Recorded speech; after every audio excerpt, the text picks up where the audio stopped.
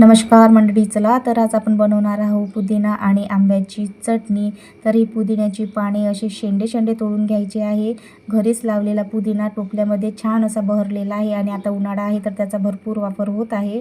आणि छोट्या 3 कैरी हिरवी मिरची पाण्यामध्ये टाकून घेतलेली आहे। पुदिन्याची पाने मिठाच्या पाण्याने धुवून घेतलेली आहे। 4-5 लसूण पाकळ्या आणि पाने पाट्यावर ठेवून घ्यायचं आहे आणि ही हिरवी मिरची पाट्यावर अशी कट करून घेत आहे, म्हणजे वाटायला भारी जाणार नाही। आणि आता त्यामध्ये 1 चम्मच मीठ टाकून घ्यायचं आणि ही जी कैरी आहे ही अशीच कट करून घ्यायची पाट्यावर आणि आतमध्ये जी कोय आहे ती काढून टाकायची आहे।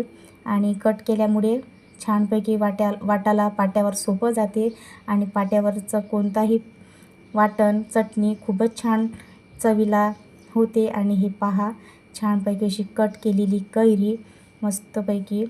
आणि आता 1 चम्मच मीठ टाकलेलं त्यावर आणि छानपैकी दणादण ठोके द्यायचे आणि मस्तपैकी वाटून घ्यायची आहे पुदिन्याचा पाला।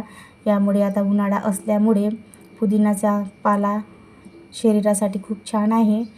आणि हे पहा, आंब्यामध्ये पुदिन्याची पाने टाकल्यामुळे चटणी खूपच अप्रतिम लागते मंडळी। तर तुम्ही अशी चटणी करून पहा आणि ती जर पाट्यावरची असेल तर मग काही विचारायचंच नाही। खूप छान अशी आंब्याची आणि पुदिन्याची चटणी आपण आता वाटून घेतलेली आहे। ही कच्चीसुद्धा आपण खाऊ शकतो, पण तळून घेतली की आणखी चव वाढते। आणि मी तळून घेणार आहे।